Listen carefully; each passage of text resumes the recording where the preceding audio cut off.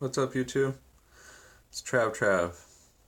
I'm going to give a little bit of information out there about cars and car collecting, since I never really got into it, and I tried to. So let's talk about some of the ways that it kind of soured me so it doesn't happen to you and you can be a car collector, because I believe I could be a car collector again if I had money, but I made some classic mistakes.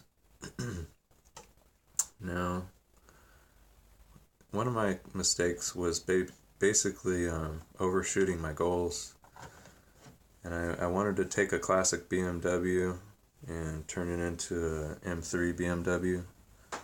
Just put an M3 motor in there and make it real fast. But what I didn't realize was how much money that would cost, you know.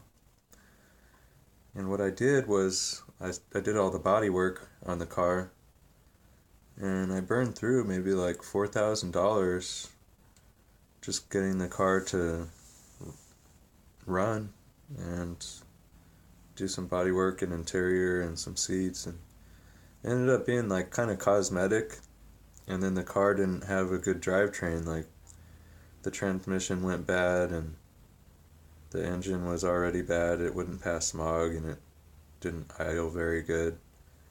So I bought another one, and I tried to put all the parts from one onto another, and that car was cheap too, and that one didn't pass smog either.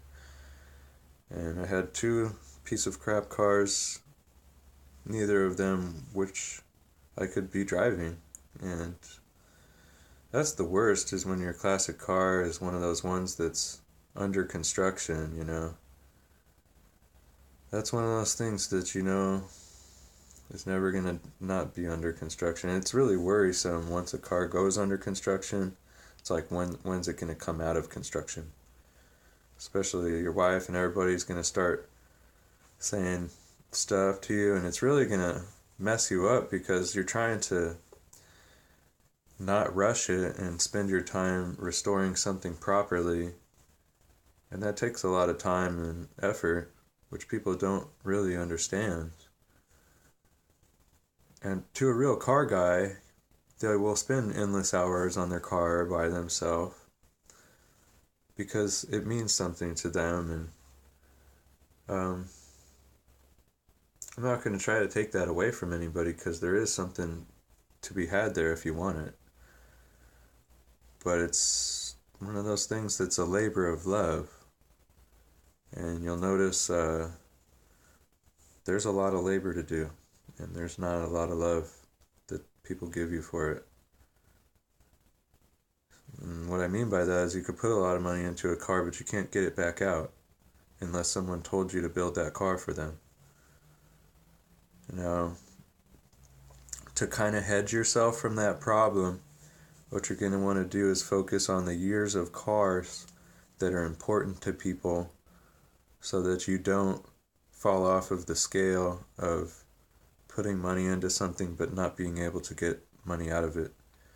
Say you threw some money into a 57 Chevy. Yeah, other people collect those. Say you were like my uncle and did something really smart and picked up a 64 Porsche